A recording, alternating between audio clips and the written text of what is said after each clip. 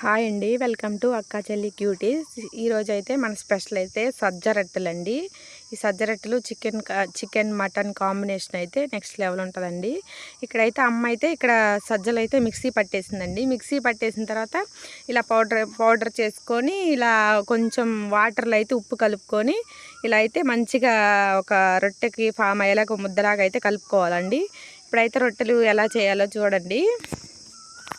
First అయితే ఒక బట్ట పరిచి దాని మీద అయితే మంచిగా ఒక రొట్టెలాగా అయితే చేయాలండి. చేసిన తర్వాత అయితే ఇలా పెంక మీద అయితే నీట్గా ఇలా మొత్తం కొట్టుకోవాలి ఫస్ట్ రొట్టెనంతా. కొంతమంది అయితే పొడిపిండితో కొడతారండి. ఇక్కడ ప్రకాశం జిల్లాలో అయితే ఇట్లానే తడి బట్ట మీద అయితే వేసి ఇలా రొట్టెనైతే మంచిగా అయితే కొట్టుకుంటారండి. ఒక పెంక పెట్టుకొని అయితే పెంక మీద అయితే ఇప్పుడు మనమైతే ఈ రొట్టెనైతే మంచిగా కాల్చుకోవాలండి. ఇది నాన్ వెజ్లోకి అయితే నెక్స్ట్ లెవెల్ ఉంటుందండి. చాలా బాగుంటుంది. దీని ముందు అయితే ఏది పనికిరాదు, అంత టేస్ట్గా ఉంటుంది. చాలా మనకి కూడా చాలా మంచి బలం అయితే ఇస్తుందండి సజ్జలు కాబట్టి. కావాల్సినవన్నీ మనకైతే అందుతాయి ఈ రొట్టెలు అయితే.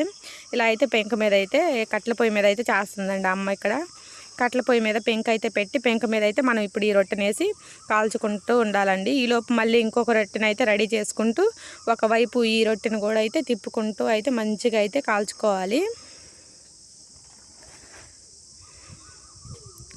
ఇలా అయితే తిప్పుకుంటూ అయితే కాల్చుకుంటూ ఉండాలండి.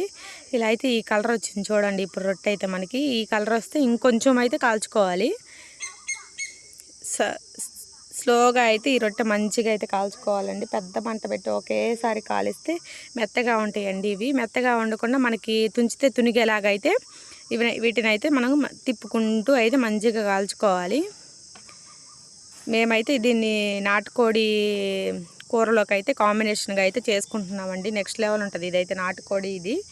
ఇక్కడ నాటుకోడి కోడిపుంజ కూరతో అయితే మేము ఇది కాంబినేషన్ కానీ చేసుకుంటున్నాము. ఒక రొట్టె అయితే అయిపోయింది. రెండో రొట్టె అయితే అమ్మ ఇక్కడైతే కాలుస్తుంది. ఇలా మిగతా పిండినంతా కూడా ఇలానే రొట్టెల్లాగా అయితే మొత్తం చేసుకోవాలండి. మనకి ఎన్ని రొట్టెలు కావాలంటే అంత పిండిని అయితే చేసుకొని మొత్తం అయితే కాల్చుకోవాలి. ఇదండి మన రొట్టెల వీడియో. మీకు నచ్చితే కనుక లైక్ చేసి సబ్స్క్రైబ్ చేసుకోండి అందరూ. Bye bye.